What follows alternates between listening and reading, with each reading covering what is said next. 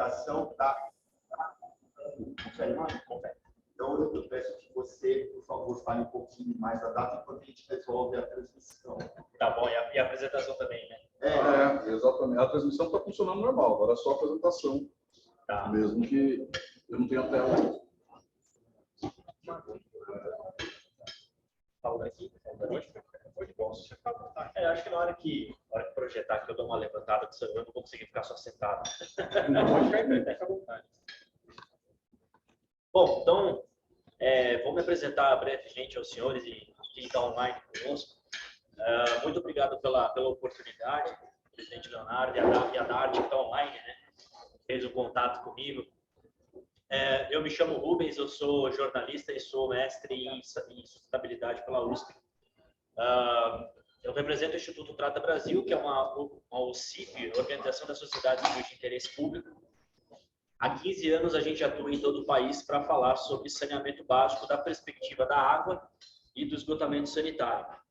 Então, embora os senhores estejam almoçando, o tema ele é um pouco complicadinho, né?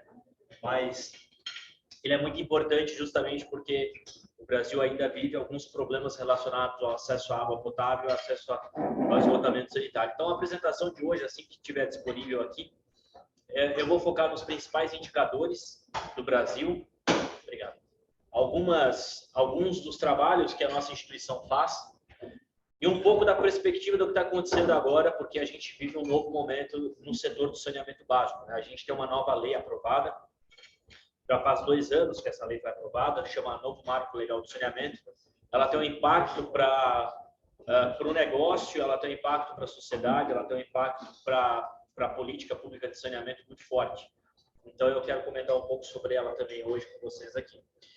O Instituto Trata Brasil, enquanto a gente vai ajustando aqui, ele é uma OCIP formada hoje por 20 empresas. Então, nós somos formados hoje por empresas como Amanco, Tigre, Braskem, Coca-Cola, Unilever, ArcelorMittal e algumas outras aí, direto ou indiretamente ligado com a causa do saneamento. E também somos uma instituição que somos formados por embaixadores.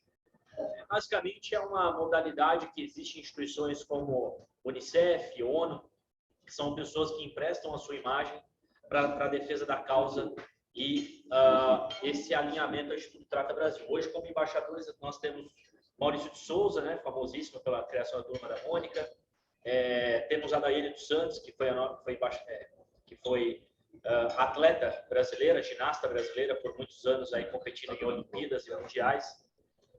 E temos alguns outros especialistas da área promotoria pública, desembargadores federais, professores universitários e pessoas da área da saúde. Então, nos honra muito ter essas pessoas hoje ligadas ao Instituto Trata Brasil. Posso te interromper um segundinho? Claro, vamos lá. Quer Vou colocar a sua apresentação aqui. Na transmissão, está saindo normal, eles estão ruins. Se colocar aqui, você pelo menos não perde no caminho. E a gente vai...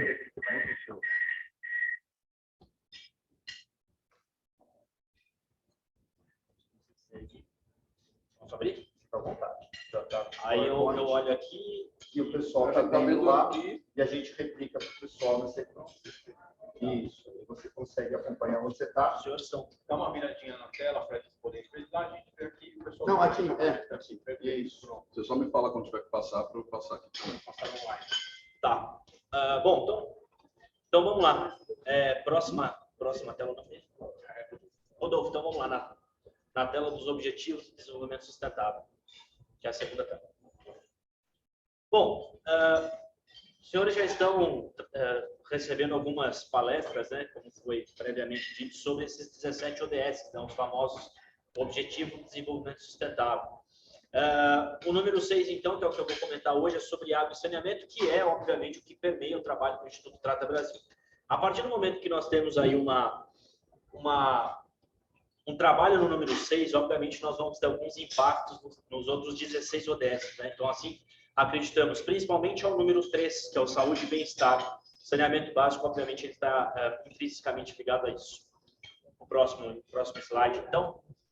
Comentando um pouquinho sobre missão, visão e valores do Instituto Trata Brasil, eu acho que eu já fiz aqui breve explicação, né? Mas o Trata Brasil ele tem o objetivo de contribuir com a melhoria da sociedade brasileira em relação ao acesso à água e esgotamento sanitário. Tá?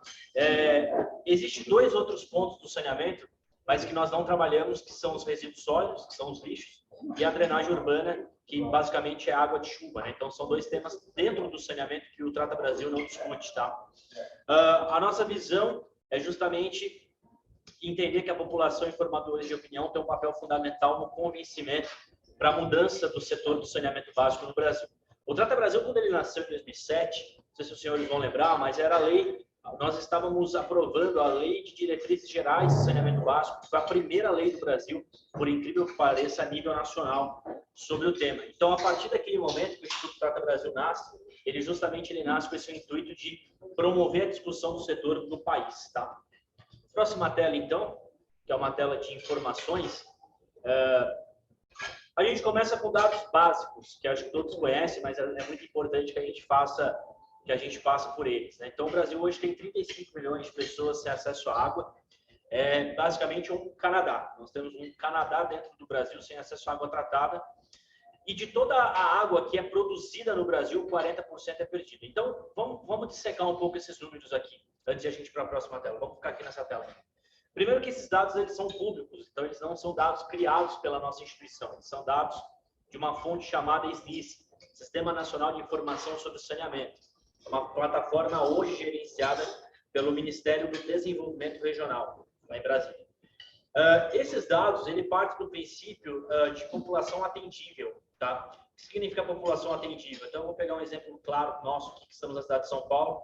O nosso serviço de água e de esgotamento sanitário, ele é fornecido pela Sabesp.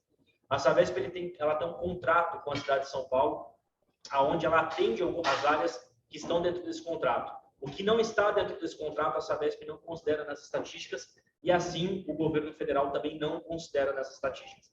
Ou seja, o número ele pode ser bem pior do que os 35 milhões de pessoas que não têm água. Talvez estejamos falando do dobro da população aqui sem acesso à água tratada. Por um outro lado, essa água perdida ela é basicamente a água que se perde no sistema de distribuição das empresas de saneamento. E no caso, a gente pode também dar um exemplo da própria Sabesp como um exemplo real. Então, são vazamentos que nós vemos na rua, ligações clandestinas que vemos em comunidades, mas também praticadas por comércios, indústrias e locais regulares, que a gente também tem dentro dessa água perdida o famoso erro de leitura de hidrômetro, que são os relógios que acabam não lendo corretamente essa quantidade de recurso hídrico e, obviamente, as empresas, então, acabam não computando. Então, são dados gritantes. O Brasil tem números muito gritantes em relação à água perdida. Para os senhores terem uma ideia, nós estamos falando de 40%, enquanto o mundo fala de 10% a 15%. Então, a gente está muito distante. Daqui a pouco eu vou passar numa tabela. Eu acho que não vai ficar muito bom para nós que estamos aqui para enxergar, mas para os senhores terem uma ideia de como é que está essa porcentagem em alguns cantos do Brasil. Próxima tela, então. A gente já está em conjunto. A gente vai falar do esgotamento sanitário. Não é um tema tão agradável para nós que estamos almoçando, mas é um tema necessário. Hoje, no Brasil, estima-se que metade da população não tem coleta de esgoto. Coleta de esgoto, basicamente, né, populações que fazem esse serviço aí de tirar o esgoto de nossa casa, né, e levar para as famosas estações de tratamento. Ou seja, se metade não tem, a gente está despejando esse esgoto, então, em algum lugar. Né? E aí a gente vai para o segundo número, que também é metade do esgoto, ele não é tratado no Brasil. É um número muito grande, porque imaginem que somos em 213 milhões de pessoas, todos nós geramos esgoto 24 horas, somente quando estamos dormindo não geramos esgoto. Então, é uma quantidade gigantesca de esgoto sendo gerado no Brasil e que está sendo despejado. Córregos, rios, praias, solo ou qualquer outro lugar da natureza. De novo, são números oficiais baseados em pessoas atendíveis. Ou seja, 100 milhões de pessoas poderiam estar recebendo e não recebem o serviço. Isso significa ainda que tem uma outra parte que não está na estatística, que são pessoas que moram em comunidades vulneráveis, ocupações irregulares, favelas e etc. Então, a gente pode colocar aí pelo menos mais 25% desses 100 milhões, tá? Então, são números bem gritantes. Uma pergunta rápida. Fossa é considerado tratado ou não? Não. Não é considerado. Não. Depende da fossa, né? Depende da fossa, depende da fossa. Em comum, não. Rodolfo, o que acontece? existe pela norma da ABNT existe uma diretriz para você construir fossas, mas o Brasil basicamente não segue essas normas. Então, basicamente, também o governo não considera. Logicamente, você vai ter algumas fossas sépticas, algumas fossas biodigestoras, que são tecnologias um pouquinho mais adaptadas, um pouquinho mais modernas, que agridem menos o meio ambiente, e aí eles entram nas estatísticas, mas ainda assim é muito pouco. Basicamente, hoje, quem não tem coleta de esgoto, ele trabalha com a fossa rudimentar, que basicamente faz um buraco no chão. É isso. E aí você acaba poluindo lençol freático, enfim, acaba poluindo qualquer tipo de água subterrânea. E aí isso não é considerado. Vamos para o próximo. Quando a gente fala de esgoto não tratado, nós acabamos colocando em piscinas olímpicas para dar uma dimensão do que nós estamos falando. E o Trata Brasil chegou a esse número. Então, esse número é nosso. De um pouco mais de 5.300 olímpicas de esgoto sendo despejadas na natureza todos os dias. Nós fizemos, está no nosso site, tanto para os senhores que estão aqui ou quem está online, podem acompanhar o esgotômetro baseado no famoso impostômetro. Então, lá a gente trabalha com as piscinas olímpicas. A cada hora a gente ali fica calculando quantas piscinas olímpicas está sendo despejadas na natureza por hora. A gente já tem o cálculo por dia, né? Então é mais fácil. E aí a gente consegue ter uma ideia. A gente instalou o esgotômetro em 2018 no Congresso, durante a discussão da aprovação do novo Marco Legal do Saneamento. 2019. Então, durante a aprovação do novo Marco Legal, nós instalamos lá e foi curioso ver o espanto, né, dos congressistas. Próximo erro, Rodolfo, para a gente acompanhar. Aqui são imagens genéricas, né? Só para os senhores aí refrescarem a memória, porque todo mundo acho que já está cansado de saber. A falta de saneamento básico causa poluição maciça em ícones do turismo. Então, aqui, alguns básicos, né? Barra da Tijuca, no Rio de Janeiro, Baía de Guanabara, Lago Guaíba, no Rio Grande do Sul, em Porto Alegre, né? E o Rio Tietê, o nosso famoso Rio Tietê. Alguns ícones aí, só para a gente ter em mente, que eles estão basicamente poluídos por duas vertentes. Poluição difusa, que são as poluições causadas por lançamento realmente de lixo nesses corpos hídricos, mas também, obviamente, a famosa poluição de esgoto não tratado. Então, nós temos uma carga muito forte de esgoto não tratado sendo despejado nesses rios, ou nesses lagos, ou nessas baías, tá? Um caso emblemático, eu acho que é o Rio Tietê, que talvez nos interesse mais, porque nós estamos aqui presencialmente em São Paulo. O Rio Tietê ele sofre uma agressão muito forte de falta de tratamento de esgoto de municípios vizinhos, como Guarulhos, Itacoaquecetuba, Mogi das Cruzes, Ferraz de Vasconcelos, são os municípios do leste aqui da região metropolitana de São Paulo. Para os senhores terem uma ideia, a cidade de Guarulhos, que é a segunda maior cidade do estado de São Paulo, ela trata somente 5% do volume de esgoto gerado dentro do município. Então, 95% do esgoto gerado ali dentro do município de Guarulhos ele é despejado em córregos que desembocam no Rio Tietê. Então, um dos maiores vilões do Rio Tietê se chama o município de Guarulhos, infelizmente. Logicamente que ele sozinho não é só o responsável, mas ele é um dos maiores responsáveis. Vocês estão trocando aí? Quer que continue? Pode continuar. Tá, próximo. A falta de saneamento tem um impacto muito forte na saúde, por isso que eu disse ali agora há pouco que se a gente trabalha com o ODS 6 de saneamento e água, a gente vai impactar o 3 diretamente, que é o saúde e bem-estar. Então é óbvio, né? A gente tem algumas das doenças básicas que são aí geradas pela falta de saneamento básico. A dengue é uma delas que já é considerada falta de saneamento, é uma doença causada por falta de saneamento. A leptospirose, que é a doença de rato, esquistossomose, que é a doença do caramujo, a gente encontra muito em Pernambuco. E a quarta foto, ele não tem uma doença exatamente associada, mas a gente pode colocar doença de pele, até doenças respiratórias podem ser consideradas como falta de saneamento básico. Há um tempo atrás teve um surto de tuberculose na Rocinha, no Rio de Janeiro, e uma pesquisa feita pela Universidade do Rio de Janeiro detectou que parte da tuberculose estava sendo transmitida, por incrível que pareça, pela falta de esgoto coletado e tratado na comunidade. E aí os senhores vão perguntar, mas o que tem a ver, né? Porque a tuberculose é uma doença respiratória, é transmissível.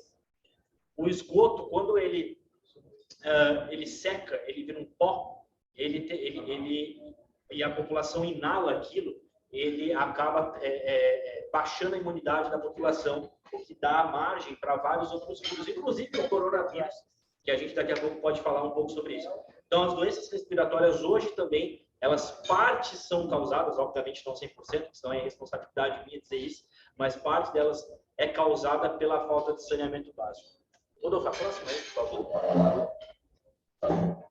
Números gerais, o Brasil ele registra anualmente uma média de 270 mil internações por doenças de ventilação hídrica, que são esses conjuntos de doenças que eu acabei de dizer. Então, diarreia, leptospirose, dengue, doenças de pele, malária, esquistossomose, chikungunya, enfim, várias outras doenças que dentro, inclusive, do Ministério da Saúde, por muitos anos, é considerado como doença de ventilação hídrica. Então, a média brasileira é de 270 mil internações por ano, pelo simples fato de o Brasil não ter acesso à água potável para todos e coleta e tratamento de esgoto para todos. Então, esses são um dos principais.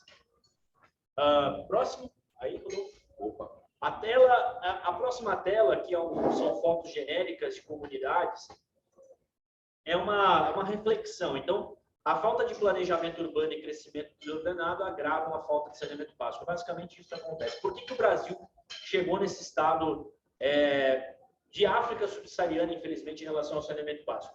Justamente porque, infelizmente, nós tivemos aí as cidades crescendo de maneira desordenada. Muitas empresas de saneamento básico, elas acabaram também sendo sucateadas ao longo dos anos. A gente tem aí um reflexo disso, principalmente no centro-oeste, norte e nordeste brasileiro, e acaba que esses locais eles contribuem com esses números gigantescos que a gente tem de falta de saneamento básico hoje no país.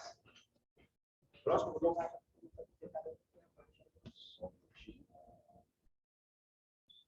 É a tabela? 800 milhões. 800 milhões. Isso. Está escrito 800 milhões? Anterior. 800 milhões. Beleza. Bom, a gente tem falta de saneamento, que é uma vertente que nós estudamos e que impacta a educação.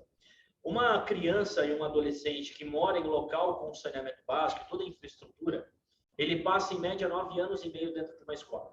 Uma criança e um adolescente que não tem essa infraestrutura e que mora num bairro, numa cidade que não é abastecida com essa infraestrutura, ele passa em média 5 anos e meio dentro de uma escola, porque ele acaba se evadindo, ele acaba faltando mais dentro do ambiente escolar, porque ele fica doente, porque a mãe fica doente, o pai, o irmão, e ele tem que cuidar, às vezes, daquele familiar. Então, a gente tem um reflexo disso no mundo, aqui são números do mundo, então 800 milhões de crianças não têm instalações básicas de saneamento, até para lavar as mãos dentro das escolas, e 43% das escolas aqui no Brasil não tinham instalações básicas para lavagem de mãos, principalmente durante agora a pandemia. Então, acaba sendo até um pouco contraditório você exigir que uma escola, uma criança faça isolamento social ou qualquer coisa do gênero, se quando ela vai para a escola, ela volta para casa, ela não tem nem onde lavar as mãos, que é o requisito básico número 1 que foi colocado, por exemplo, durante a pandemia. Né? Então, lavagem das mãos.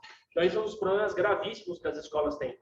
Falta de uma infraestrutura para lavagem de mãos, inclusive falta de estrutura de banheiros. Tá? Isso eu não coloquei aqui, mas para vocês terem uma ideia, no Brasil hoje o número são de 5 milhões de pessoas que vivem em casas sem nenhum tipo de banheiro. Tá? Que é o banheiro basicamente que a gente conhece, banheiro tradicional. Então, Oi? Brasil inteiro, 5 milhões. De residências, né? Não, de população, de milhões de pessoas. Residência acaba dando 1,5 milhão, se a gente considerar que cada residência habita 3 a 4 pessoas, que é a média do IBGE, a gente joga para 5 milhões de pessoas que não têm acesso a um banheiro. Próximo aí, agora sim nós vamos para a tabela, que eu acho que vai ser meio chato de enxergar para nós que estamos aqui, mas vamos lá, vamos tentar. Abriu a tabela aí. Mas na internet está tranquilo. Não, tranquilo, ótimo. É só para... legal. Tá. Só minimizar o quadro depois. Até um comentário. Até um comentário que eu vi que me chamou a atenção ontem. Não sei se vocês viram na Folha. Na Folha saiu um comentário assim: escola pública recebe kit robótica, mas não tem tratamento não tem água encanada. Hoje as escolas, cúmulo, né? As escolas hoje elas têm mais acesso à internet do que coleta de esgoto. Então,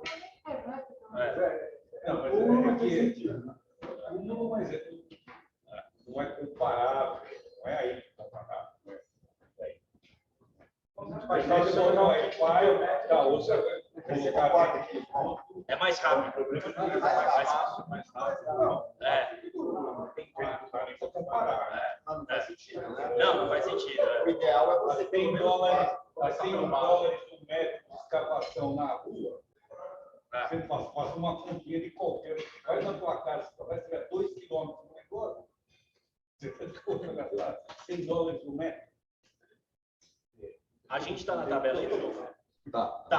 Essa tabela, para nós que estamos presencialmente, acho que vai ser meio difícil de enxergar, mas vamos lá, eu vou tentar passar por alguns números. Aqui a gente tem as 27 unidades da Federação Brasileira e como que elas se comportam em todos esses indicadores que eu estou falando aqui já por alguns minutos. Em relação ao acesso à água, a gente não tem um problema tão grave no Brasil de estados que não têm acesso à água, tá? Mas a gente pode chamar atenção para o norte do Brasil, que é onde se concentra a maior parte da água potável brasileira, está no norte, a concentração de água doce, só que 58% da população que mora lá tem acesso a essa água. Então, quer dizer, uma água encanada, uma água tratada, uma água segura, que não vai comprometer a saúde dessa pessoa. Então, é o estado que tem o maior problema hoje, infelizmente, em relação à água potável no Brasil. Oi? O norte inteiro, na verdade. Se a gente pegar o Amazonas, 82% da população do Amazonas tem água potável, mas 18% não tem. Mas eu acho que tem estados piores. Aqui eu vou pegar o Amapá. 33% da população do Amapá tem água encanada. O resto acaba se virando pegando água em rio, do jeito que tem, né? E compromete a saúde, o desenvolvimento e etc. Coleta do esgoto é um problemão. Eu comentei que são 100 milhões de pessoas que não têm coleta de esgoto, mas eu quero focar em uns números muito gritantes aqui. De novo, lá no norte. O Amapá, por exemplo, 6% da população do Amapá tem rede de esgoto. Não é quase nada, vamos falar que não é nada, né? 7% da população do Pará tem rede de esgoto. Então, são pouquíssimas casas que, infelizmente, conseguem aí viver mais tranquilas em relação ao esgoto perto da porta das suas casas, né? A gente desce para o Nordeste também, a situação é gritante. O Maranhão, 13% da população tem a rede de esgoto nas casas, o resto não tem. O Piauí, 17%, o Sergipe, 24%.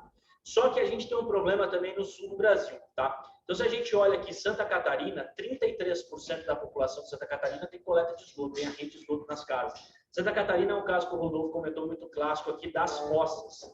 É um estado tradicionalmente que dá prioridade para as fossas. Isso é um pouco perigoso, porque a gente acaba vendo durante o verão que as praias catarinenses são as primeiras que sofrem.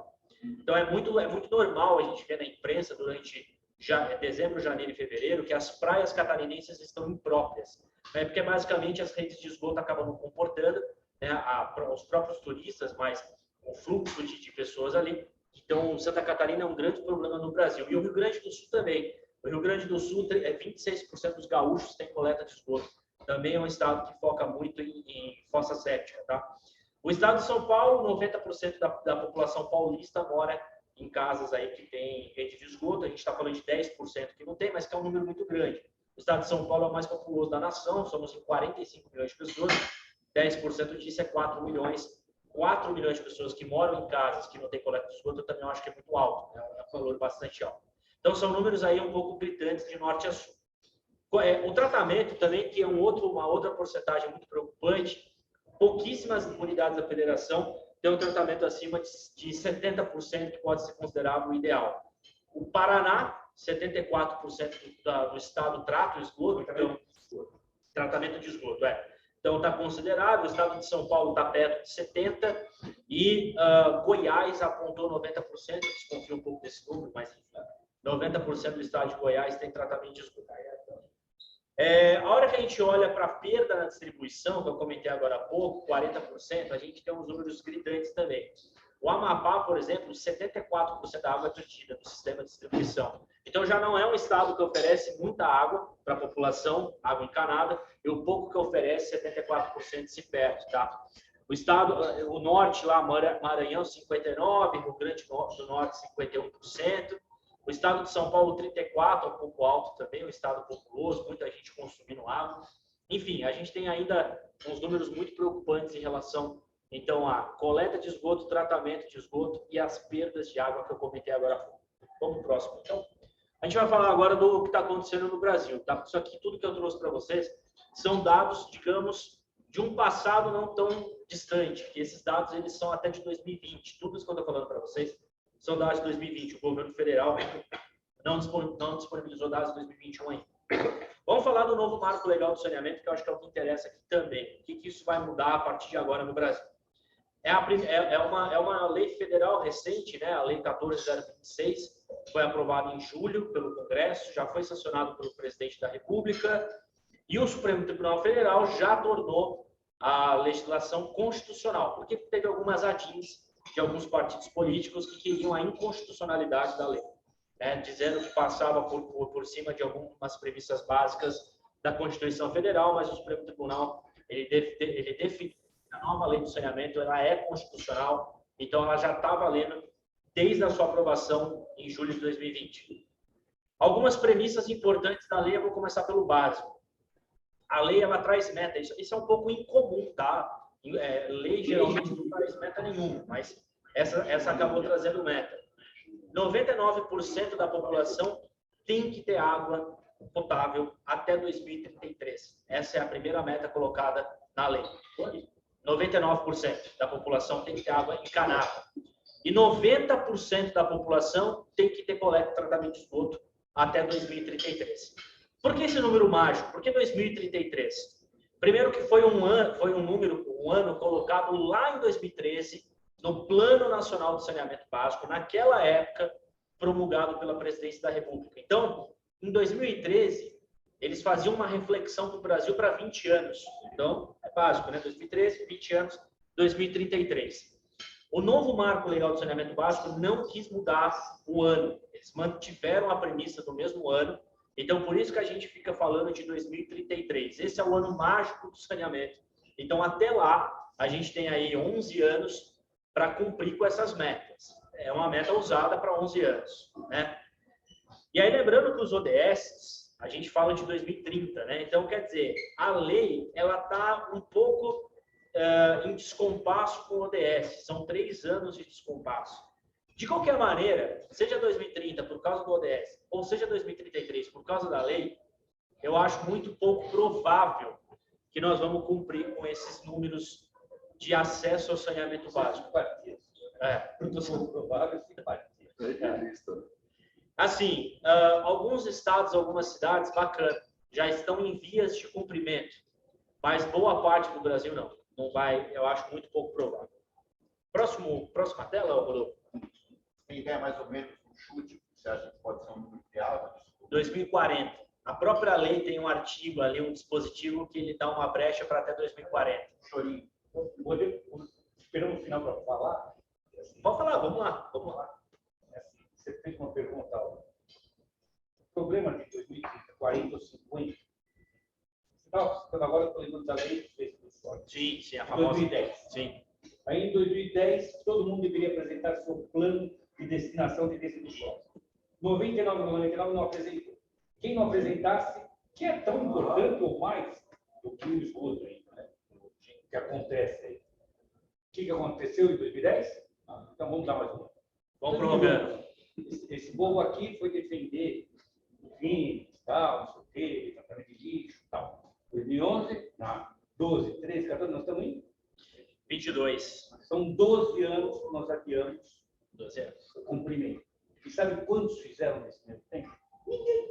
Os mesmos 2 ou 3 que já tinham feito, que tem estrutura para fazer. Se mudar, não é 2040 ou 50, precisa mudar o modelo de como nós tratamos cada um dos assuntos. Na verdade, a vontade de ir, como foi aprovado, é obrigatório em 2033, 99% de atendimento tal, água e esgoto, né? Então, está ridículo. Assim, fala, já que você já cumpriu o ECA, também tinha lá, criança adolescente, todo mundo tinha lá os 99%, um monte de coisa, ele não foi cumprido. Se não cumpriu de esgoto, de resíduos, não cumpriu. Tem um papel escrito.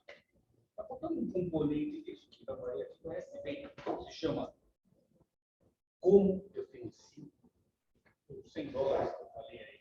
Não posso falar esgoto. Alguém tem que pagar. Não vamos cobrar triplicar, tá? Porque nós precisamos ter esgoto para todo mundo, precisamos. saber quem paga. Agora nós estamos falando assim, que eu falo todos desde que se iniciaram essas PPPs. PPPs assemelhadas, né? Vai vir um padrinho mágico colocando dinheiro.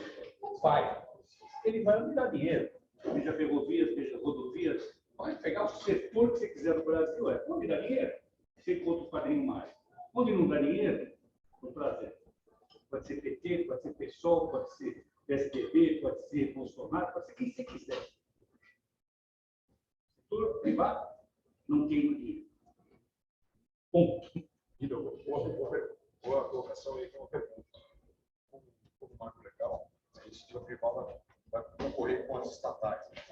Esse empresa pública para essas novas concessões. Esse é um ponto importante. Então, e aí, essa preocupação do PIB, talvez tenha uma resposta, porque vai dar dinheiro.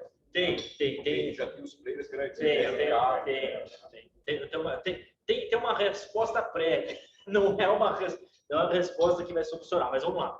O novo marco legal, ele traz algumas premissas importantes que as outras leis do saneamento no passado não traziam. A primeira é uma abertura maior para a iniciativa privada. Tá? Façamos um exercício de memória aqui. O Brasil, 70% das cidades brasileiras têm um serviço de água e esgoto operado por alguma empresa pública. Na verdade, estatal, do Estado. 25% tem o seu serviço prestado por uma empresa municipal. É o caso de Campinas, é o caso de Porto Alegre, era o caso de Mauá, agora não é mais, era o caso de Guarulhos, mas não é mais. Que assim, a própria prefeitura tem a sua empresa de saneamento, que aí não delegou para a Sabesp, não delegou para ninguém do Estado. Os famosos DAI. Os famosos DAIs, SEMAIs ou SAIs. Só que sobrou 5% dos municípios que estavam na mão da iniciativa privada. Então, assim, 95% está na mão do público, ou do Estado, como uma Sabesp, embora ela seja capital misto, mas ela é pública, ou numa autarquia, né? O que o novo marco legal vem é para tentar quebrar um pouco essa lógica. E aí, aqui, o que acontece? Essas empresas, as autarquias não, porque elas são das próprias prefeituras, mas as empresas do Estado, e aí todo o Estado brasileiro tem a sua empresa de saneamento básico. Só o Mato Grosso que não, o Amazonas também não, e o Tocantins passou para a iniciativa privada. Então, são 3 unidades da federação que não têm uma Sabesp. São 3. As outras 24 têm. O que essas empresas fazem com os municípios? Os contratos de programa. Então, eles batem na porta do município, fazem lá um contrato que vai durar por 30 anos. Só que o contrato não tem meta, ele não fala quantos % da população daquela cidade tem que ser atendido, ele não tem nada. Chegou no fim do contrato, o que acontece? Renovação automática. Passou um cafezinho, um aperto de mão, a gente renovou aqui mais 30 anos. Uma multazinha que acabaram de dar para a Ecovias, né? É isso aí. Uma multazinha, para ter feito mais 30 anos. Só que o novo marco, ele dá um basta nisso para os prefeitos. Ele fala, a partir do momento que acabou a concessão, o contrato de programa com uma empresa do Estado, você, prefeito, vai parar e vai fazer uma licitação. Então, é obrigatório. A partir de agora, toda cidade brasileira vai ter que fazer uma licitação. Isso significa que a empresa do Estado vai ter que correr com uma empresa privada, naturalmente, que já é o que está acontecendo. Então, isso é uma abertura a mais. Uma outra coisa que foi colocada no novo marco legal é a regionalização. Porque muito se falou o seguinte, mas a iniciativa privada não vai querer pegar o osso, vai ficar só com o filé mignon. Então, para acabar com isso, cria-se blocos regionais, onde você junta municípios médios, grandes e pequenos. Então, você vai ter que pegar esse bloco, e esse bloco, inevitavelmente, você vai ter um município pequeno, que pode, talvez, não ser tão rentável, e do gênero. Que é o que já está acontecendo. Então, de 2020 até agora, o Brasil movimentou 72 bilhões de reais com leilões de blocos de saneamento. O mais emblemático foi no Rio de Janeiro, que foi uma surpresa geral, isso ninguém esperava, porque quem acompanha o saneamento como nós sabemos que, infelizmente, o Rio de Janeiro tem um problema muito forte ali com a SEDAI, que é a empresa de saneamento, mas foi leiloado a SEDAI, os blocos da SEDAI. Foram 4 leilões, 3 empresas ganharam, uma ficou com 2 blocos. Então, agora... Foi leiloado, tinha sobrado pelo leilão, um bloco. Já foi leiloado em dezembro de 2021 e já ganhou. Já ajustou. Foi leiloado Alagoas, também já ganhou, já tem. O Amapá, que eu comentei muito aqui dos dados críticos do Amapá, também já ganhou. A empresa lá vai começar a assumir os trabalhos. Aliás, esse repasse do dinheiro para essas empresas, o PNK vem uma dessas. Vem do governo, vem do investimento dela, do próprio capital da empresa. E o retorno, o valor do contrato, é pago pelo governo, não é pago pelos usuários. Usuários, a partir de tarifas, né? Das tarifas. Consegue ir para a próxima tela comigo aí? Olha, eu acho que é justamente sobre isso aí que a gente vai falar agora. O novo marco legal, ele tem duas premissas, então. Os blocos regionais, ele tem uma coisa muito interessante que, aliás, o STF, ele não abriu mão, que é a comprovação da capacidade econômica financeira. Ou seja, uma empresa do Estado tem que comprovar que ela tem capacidade econômica financeira para continuar operando onde ela já tem contrato, entende? Então, essa é uma das premissas da lei. Saiu um decreto, parece até mentira, mas não é, no dia 1º de abril, um decreto da Presidência da República dando algumas revisões sobre isso, tá? Então, assim, continua valendo. As empresas têm que comprovar sua capacidade econômica financeira. Ela tem que provar que ela consegue continuar trabalhando naquele estado, naquela cidade. E se ela não conseguir comprovar, o contrato imediatamente se torna irregular. Então, o município, ele tem que correr atrás para tornar tudo aquilo regular, tem que fazer uma licitação, seja lá o que for. Rodolfo, vamos para a próxima, hein?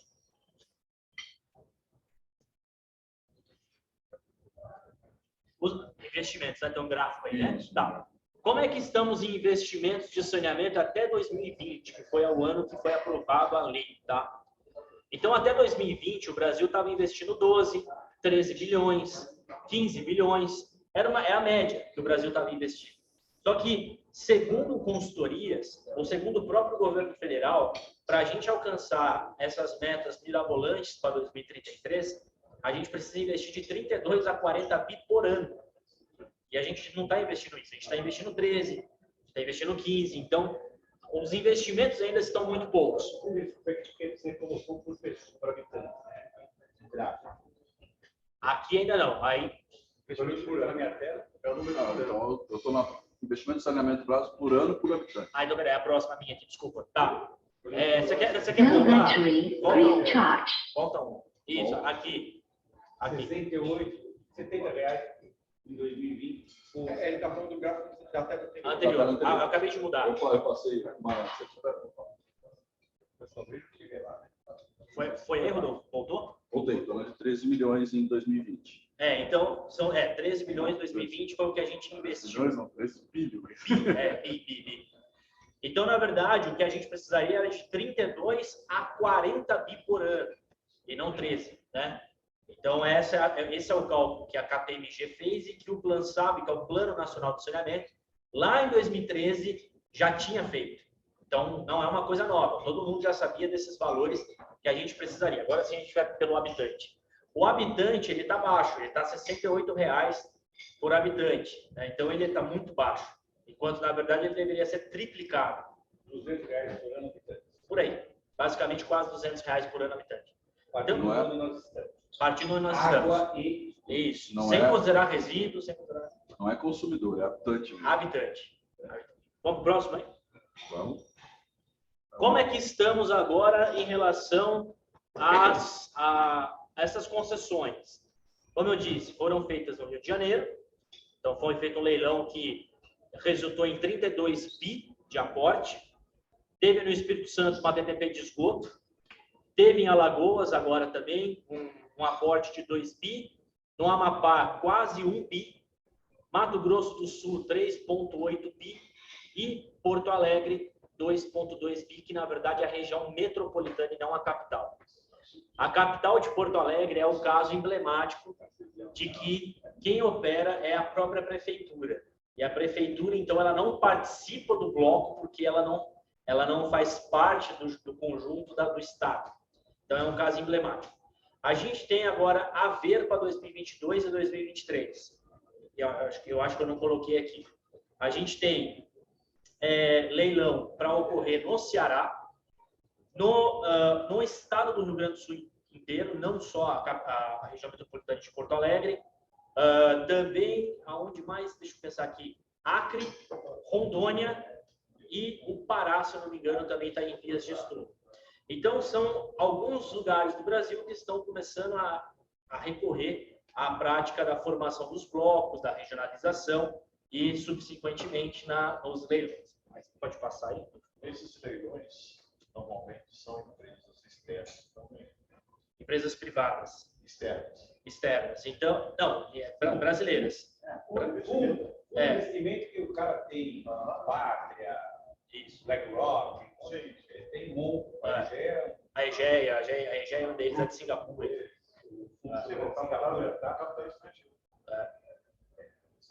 Tem também capital estrangeiro e capital nacional. Mas não tem havido, corrija Rubens, o saneamento eu faço do lado, mas não é minha praia principal.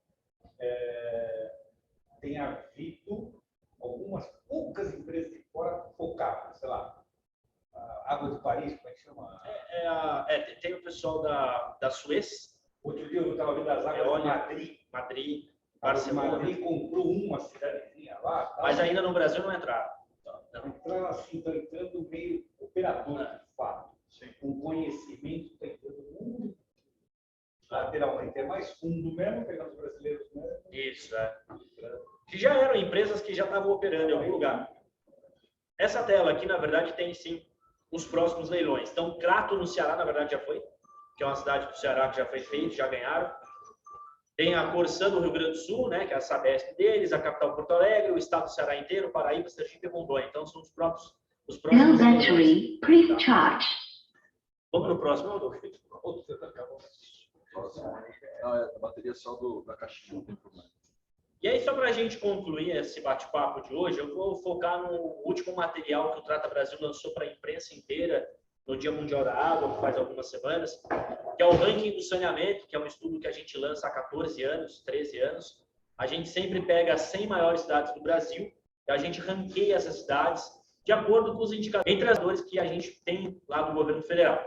Entre as 20 melhores cidades das 100 maiores, a predominância é São Paulo e o Paraná. Então, são cidades do estado de São Paulo e do Paraná ocupando as melhores posições. A melhor cidade é Santos, a melhor cidade de saneamento é Santos. Depois a gente tem Uberlândia, que é em Minas Gerais, São José dos Pinhais, no Paraná, e por aí vai, entre as 20 melhores.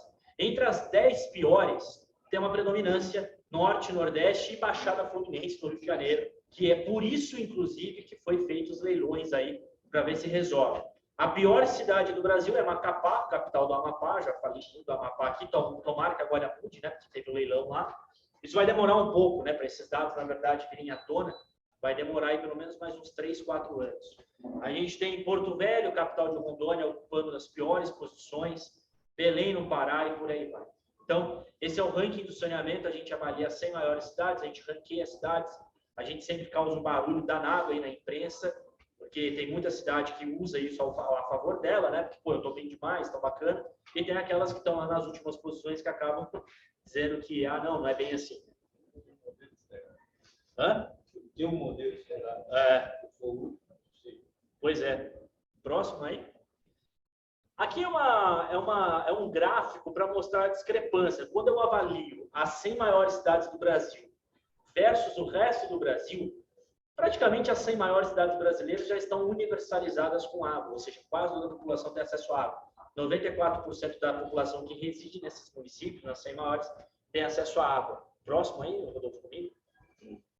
É a questão da coleta de esgoto, para vocês verem. Enquanto 55% da nossa população tem coleta de esgoto, quando a gente olha as 100 maiores cidades brasileiras, 75% já tem coleta de esgoto. Que é justamente aí que vai ocorrer a universalização. São nesses municípios que já estão avançando, né? Que são os grandões, que são aqueles que têm capacidade de obter financiamento, de obter algum tipo de investimento com bancos internacionais e por aí. O próximo é a o tratamento de esgoto. Então, 50% do esgoto do país é tratado, só que nas 100 maiores, 64%. Então, já está indo também, as 100 maiores cidades brasileiras já está avançando. Para o próximo aí. As perdas de água. No Brasil é 40, nas 100 maiores, 36. Também já é diferente. As 100 maiores cidades brasileiras também já estão melhores que o resto do Brasil inteiro. E a última tabela aí, que são os investimentos, que é o mais curioso. Eu falei que 13 bilhões de reais é o que a gente está investindo. Só que metade dos 13 está ficando com as 100 maiores cidades brasileiras. O Brasil não tem só 100 cidades. O Brasil tem 5.570. Ou seja, 100 cidades brasileiras fica com metade do que está sendo investido, que já é pouco. A gente deveria estar investindo 3 a 4 vezes mais. Mas 100 cidades pega metade do bolo. E o restante do Brasil tem que se degladiar aí para ficar com o resto desses pequenos investimentos. Então, ou seja, enquanto não aumentar consideravelmente o investimento de saneamento básico, principalmente, né, nesse range de cidades que não são a 100, a gente não vai avançar. Então, essa é a grande conclusão que a gente tem. Bom, agora, acabar são alguns dos estudos que a gente publica. A gente tem o ranking do saneamento, a gente tem um estudo dos benefícios econômicos do saneamento, que a gente tenta convencer a classe política que saneamento não é só reduzir saúde, reduzir internações, também é gerar emprego, é gerar mais impostos, enfim, é trazer toda uma cadeia produtiva para dentro. A gente tem um estudo de perdas de água, agora em junho a gente vai atualizar. A gente tem estudos de saneamento em áreas irregulares, que é um problemão no Brasil ainda. E a gente tem alguns outros estudos, como saneamento e mudanças climáticas, saneamento e gênero, aqui saneamento e o gasto das famílias brasileiras. Pode ir para o próximo aí. E a gente tem algumas atuações, né? Então, algumas fotos aí bem básicas. Estamos constantemente em Brasília aí participando de ações, fazendo bastante evento com promotoria pública. A gente tem gibi da Turma da Mônica sobre saneamento que a gente distribui em escolas, enfim, podcasts, documentários, e é isso aí. E próximo é o encerramento. Então, presidente, obrigado pela oportunidade. A Dart, que acho que está conosco online, pelo convite também feito ao Instituto Trata Brasil. Espero que os senhores tenham apreciado os resultados, algumas das informações que nós publicamos. O nosso objetivo é esse, é compartilhar a informação e gerar a discussão na sociedade.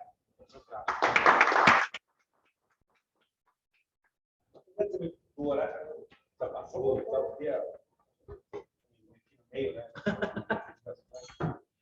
Mas eu vejo, não vou falar de saneamento especificamente, mas falar dessa passagem do setor privado das principais áreas do país. Você pare, olha o que está acontecendo assim. Você já passou ferrovias, você já passou rodovias, pelo menos as mais importantes. Ainda tem muito para passar. Você já passou energia elétrica, lembrei. Você está passando tudo e agora, quer dizer, as que não foram passadas ficaram muito para trás. Saneamento é uma delas. Tem outra. Inevitável. Tem outra. Só que tem dois pontos que eu quero colocar, né? Primeiro, assim, aquilo que eu falei, setor privado não perde dinheiro.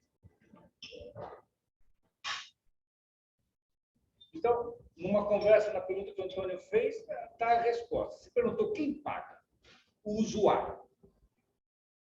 É um avanço. Porque hoje o usuário vai pagar alguém que vai estar preocupado com ele. Antes ele colocava numa baita caixa que a decisão era ou no Palácio dos Bandeirantes ou das Mangabeiras, em algum palácio para onde vai isso daí. Né? Aí a cidade X ou a cidade Y ou... Né? É da força que eu tenho. Só que, e aí vem o primeiro ponto que eu acho prático, em todas as concessões, privatizações do Brasil. Como o setor privado não perde dinheiro, vide Galeão, vide Viracopos, se eu começar a perder dinheiro, não há o que me force a continuar. Eu te devolvo. Claro. Simplesmente eu te devolvo. Veja agora as rodovias. Tem um monte sendo devolvidas e mais. O pessoal falando, olha, quero dinheiro. Porque eu fiz algumas obras. Não fiz tudo. O contrato falava que deveria, B, C, D, todos os contratos são muito bem feitos, nossos amigos advogados são brilhantes. O problema é cumpri-los. Então, o primeiro problema é esse elo fraco da pobreza do Brasil. Você fala um número que 50% das cidades e 90% do Brasil, 90% das 100 maiores, na verdade está escrito isso assim, o rico que paga, que pode pagar, está sendo atendido, será sempre atendido. Ele paga. O pobre. Tá. Existe um modelo tipo telefonia. Eu adotou esse modelo ainda, Serjão, lá no passado. Você vai levar São Paulo, junto com São Paulo, você vai levar um pedaço do Amazonas. Foi o caso. Então, você vai ter que botar orelhão, na época era orelhão ainda, né? Lá no Amazonas. Em São Paulo, eu sei que aqui na Segunda Paulista, qualquer um faz e quer fazer. Mas tem um elo muito fraco que eu não vejo solução. O problema ainda, você tem uma diferença que vai colocar dinheiro, vai ter gente que vai fazer posse. Mas veja, assim, mas veja, eu entendo, mas eu acho que existe um mito também de que o brasileiro não quer pagar por ter água e esgotamento sanitário. E a gente já tem algumas pesquisas em campo aplicado sobre isso. Na verdade, ele não tem porque ele não tem. Ele não paga porque ele não tem. Lógico, você vai ter um grupo inadimplente, sempre tem, toda infraestrutura tem. Mas para o saneamento, não é bem isso que eu estou falando. Eu estou falando assim, a renda do cara é 100. Hoje ela já está. Existe um estudo, está tomado, vocês estão tomados. Quando você tenta colocar uma coisa no meio, isso que eu estou falando, você não está gerando uma nova riqueza que permita que os 100 virem 110 e com os 10 ele vai pagar essa nova riqueza. Nós não temos rede de esgoto, o pessoal usa para entrar no assunto fossa, sabe por quê? Porque custa $100 um metro escavado. Só da mão de obra. Ainda sem botar o tubo, blá, blá, blá, blá, blá, estação, não sei o quê. Não tem uma conta que fique em pé, não tem um business plan que permita você fazer isso para um lugar que não seja com dinheiro. Então, assim, ele pode pegar aqui Moema, Jardins, Itaim, não sei o quê, é fácil. Eu vou lá, porque tem uma reserva de dinheiro que pode ser colocada. Mas na grande maioria das pessoas, que esse povão que nós estamos falando, não tem essa reserva. Então nós estamos propondo que ele pague o que ele não tem para pagar. mais de um outro lado, na verdade, ele já paga. A conta de água todo mundo paga. O pobre também paga. O grande problema é que essa conta de água está sendo paga por um serviço que ele não tem. Essa é a grande discussão no Rio de Janeiro. Quando a gente estava lá indo sempre, a discussão das comunidades era: eu pago água. E eu pago a coleta de esgoto, mas eu não recebo. E aí, o que eu faço? Eu fui há pouco tempo e falei sobre isso. O pessoal, como é que chama? Maricá. Sim, que é um Maricá. caso clássico. E eu estava com aquela moça que é presidente da que vai ser tomada agora pela EGE, porque vai ter. E ela estava explicando onde estava na cidade, é comprida, né? Onde estava, onde não estava, por quê. Então, você ficou bem no fala. Isso. Vai ser muito difícil. 90% da cidade não tem água fornecida. Mas ele paga para alguém. Mas ele paga para alguém. Ele paga para o governo alternativo. Olha, a moça brasileira não fala nada, vamos para a petista, adorei. Uma pergunta. Uma pergunta. O marco legal, ele leva em consideração, porque a gente sabe que tem fossas e tem fossas. Isso. Ele leva em consideração isso ou é só esgoto encanado? Prioritariamente é o esgoto encanado, porque é onde ainda falta mais, que é o que dá para fazer. Áreas rurais, comunidades, áreas ribeirinhas, áreas isoladas, que teria que ser alternativa, fossa ou qualquer outra tecnologia, ele dá algumas brechas. E aí ele vai considerar, a partir do momento que as prefeituras também computadorizarem tudo isso. Porque hoje é feito por qualquer pessoa. As prefeituras não têm controle do que está acontecendo dentro da própria cidade. Então, numa área rural, ela não sabe o que está acontecendo. Então, o novo marco legal, ele incentiva e pressiona as prefeituras também a terem um controle estatístico maior do que está acontecendo e até um controle de gerenciamento. Porque, assim, passamos aqui de novo um exercício. O saneamento, ele é um serviço da prefeitura, de gestão municipal. É que cabe os prefeitos a delegarem, que é o que todo mundo faz, porque ninguém quer ficar assumindo isso. E aí, sobre as áreas rurais. Por exemplo, Existe empresa de saneamento que não fecha contrato em área rural porque para ela não é vantajoso. Por que eu vou entrar numa área rural que tem 20 famílias? Vou gastar um dinheirão para fazer tubulações, para fazer estação. Não tem sentido. Só que, ao mesmo tempo, a prefeitura, que é a responsável, não resolve o problema. Posso dar um exemplo? Então, agora... Morreu para mim. Eu tenho casa em Maresias e eu sou da Sociedade Amigos da Praia de Maresias, blá, blá, blá. Aí, de repente, começa a aparecer no grupo e tem 500 pessoas, né? Uma discussão assim, eu tenho que esgotar minha fossa uma vez por semana. Aí comecei no grupo a perguntar, mas o que vocês estão? Como é que é? Tal. Aí você descobre assim, não é uma fossa, é um buraco. É um buraco no chão. É um buraco. Não, mas restaurante? Sim. Aquelas amoras que cobram R$1.000 por dia, onde foi a Raquel, todo mundo. Casou a Raquel? Todo mundo. Aí o que eu fiz? Eu preparei um planinho assim. Falei, multiplica o número de perfis lá, a continha, tal, a BNT, não sei o que, não vou olhar lá, porque eu não faço isso há 400 anos.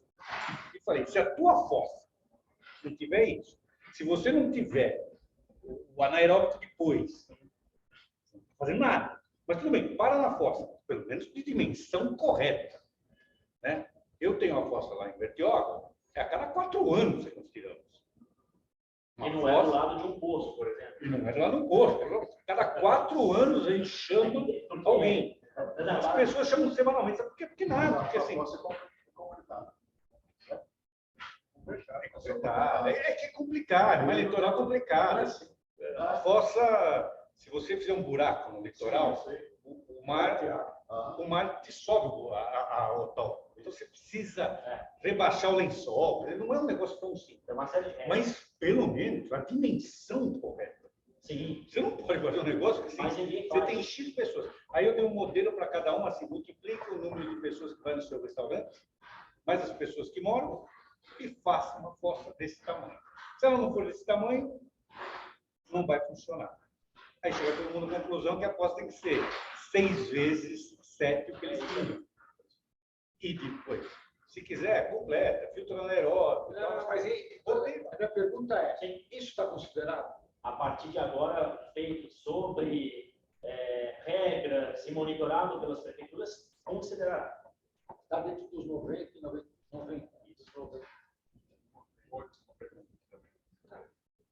É uma iniciativa privada, mas as sociedades científicas, o que pode fazer para pressão. É um instrumento de pressão. Porque o saneamento básico ele é como a infraestrutura de telefonia, de energia elétrica, ele é prestado pelo poder público, que é delegado a uma empresa, que é concessionado a uma empresa. Então, ele tem suas características. A gente até pede para organizações tomarem muito cuidado quando elas vão prestar o serviço. Existe muita organização espalhada no Brasil, não é o caso do Botafogo, estou falando isso, mas algumas organizações que vão prestar o serviço e querem prestar o serviço de maneira alternativa. Ela acaba assumindo o papel da gestão pública. E, consequentemente, juridicamente, ela também pode ser responsabilizada. E eu tenho que lembrar que se uma prefeitura prefere delegar essa peça, não é um assunto simples. Não tem nada assim. É extremamente. Mas é uma pergunta que só precisa responder. Tem um Petioga também. Ela tem linhas por inteirinha, ela fez uma ETF, fez tudo. Mas aí você fala, a gente paga para a taxa. Você paga a taxa lá para o seu bloco, né? Você paga a taxa para o seu bloco e está lá. Se você entrar na Riviera, a estação de direito, isso, exatamente. Está lá, é uma estação de tratamento, ela coleta E aquilo ali funciona mesmo. perfeito. Ainda não. Senhores, vou encerrar a reunião. obrigado, gente. Uma lembrancinha nossa com você, agradeço. Claro, obrigado. Vou tirar uma fotinho aqui, ó. Foto? Vamos lá da Vamos lá. Eu faço para você também, eu te mando para você. legal, hein? Obrigado. Tá?